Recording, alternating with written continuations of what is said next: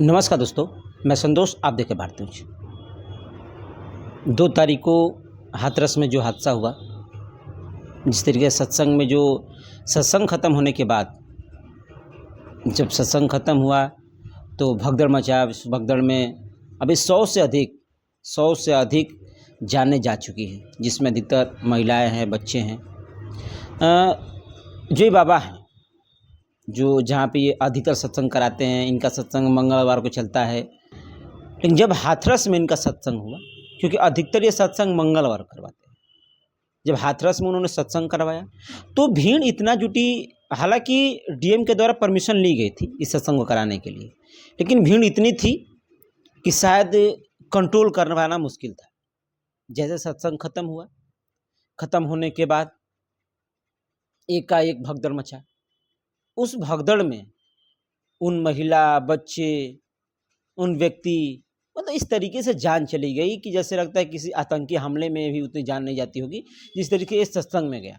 इस पे ही कुछ हम चर्चा करेंगे, बातें करेंगे कि एक सत्संग में लोग जब जाते हैं तो उनके दिमाग में क्या चलता है, क्या वो सारी चीज़ें क्या सीखते हैं कि ऐसे भगदड़ मचा देते हैं।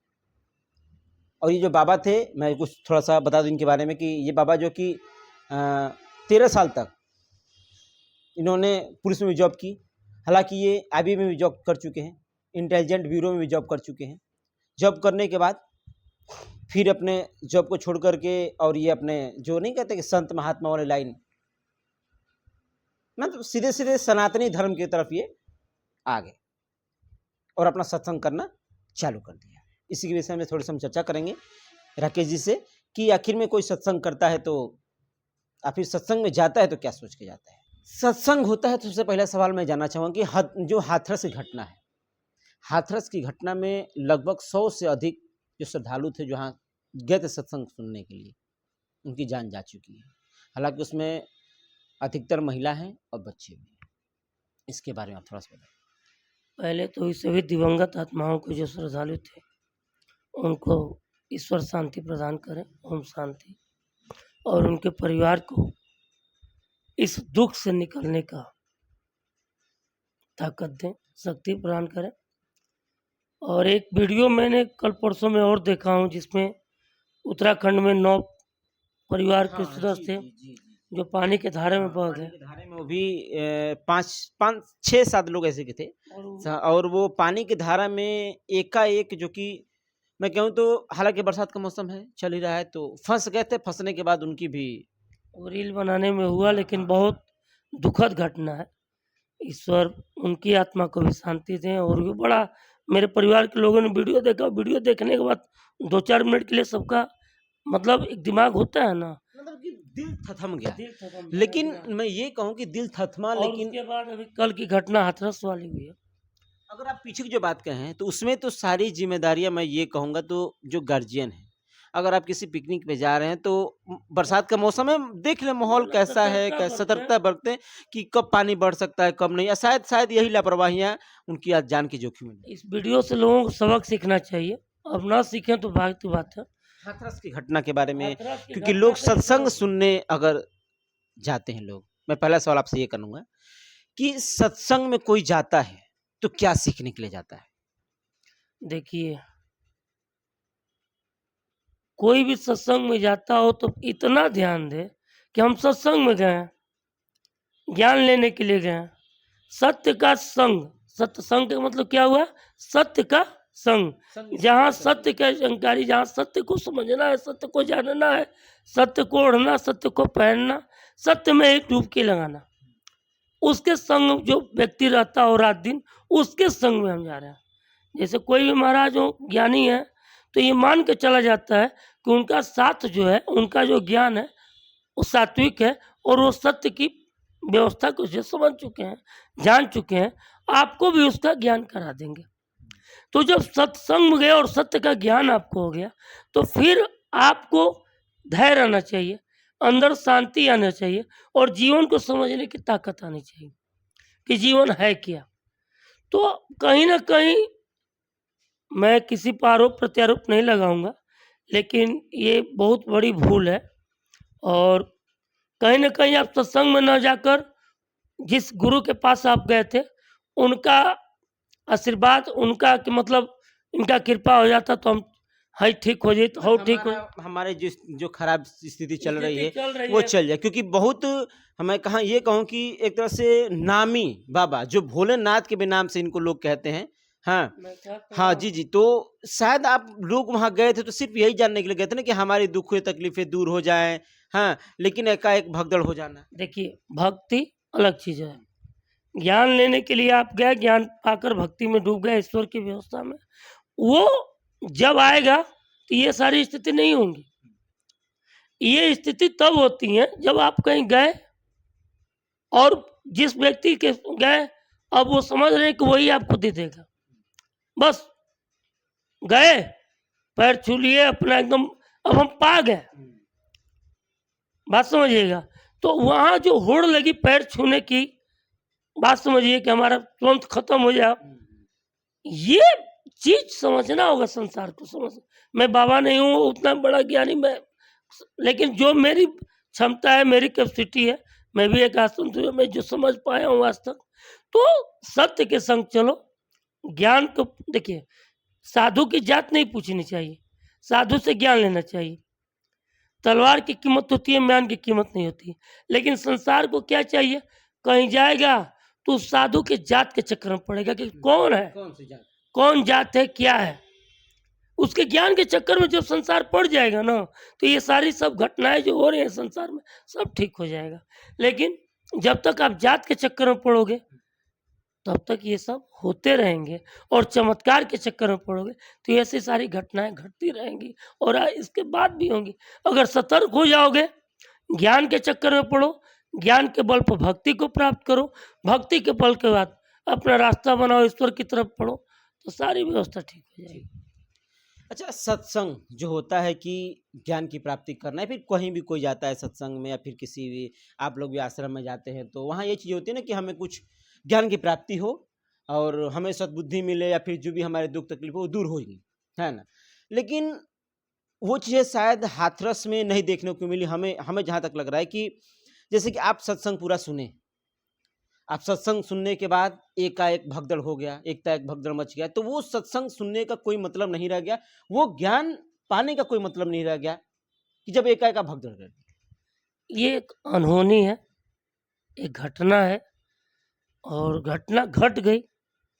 अगर ये घटना नहीं घटी होती तो इस पर सवाल नहीं उठते। लेकिन ये सवाल तो बनता है क्योंकि आप कहीं गए हैं तो सत्संग में गए हैं तो ज्ञान लेने के लिए गए हैं। मैं जिक्र कर रहा हूँ ना, मैं इस बात को इसलिए कर रहा हूँ जिक्र कि देखिए कहीं भी कोई आता है, आप कथा छोटा मोटा कथा कराते हैं तो आप उसमें लीन हो जाते हैं।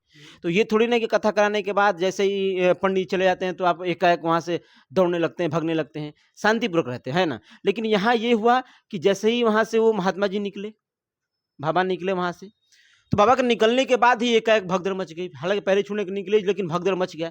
लेकिन शायद लोगों को ये समझना चाहिए कि इससे नुकसान होगा बहुत ज़्यादा, क्योंकि भीड़ इतनी थी।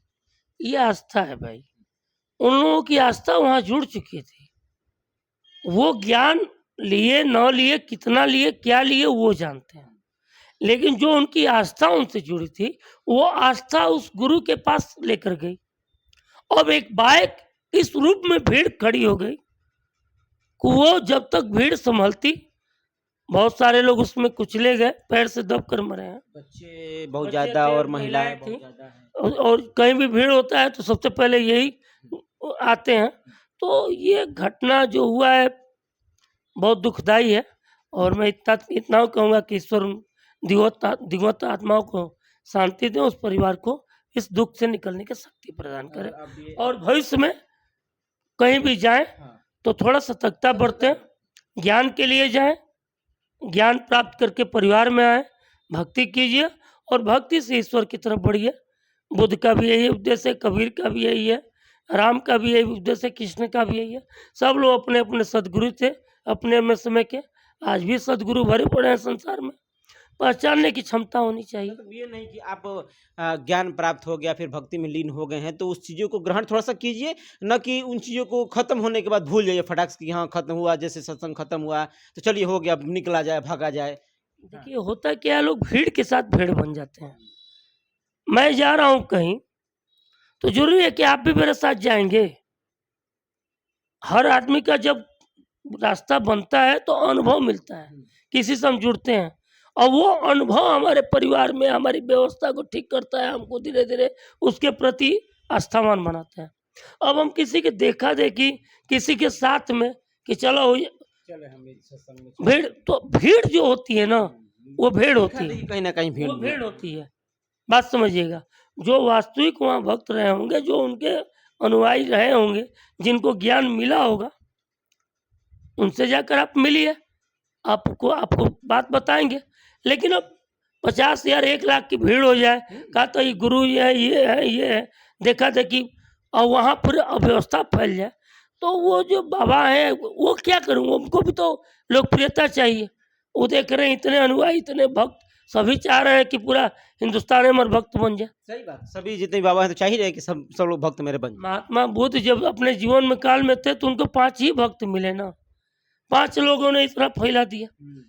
एक दिन महात्मा बुद्ध को लेकर पूरा बैठे थे लोग, हमने कहा कि भाई चर्चा हमसे मत कीजिए, तो हमने कहा कि देखिए, बुद्धम शरणम गच्छामि, बिल्कुल सही है, धम्मम शरणम गच्छामि, ये भी सही है, लेकिन संघम शरणम गच्छामि ये गलत है।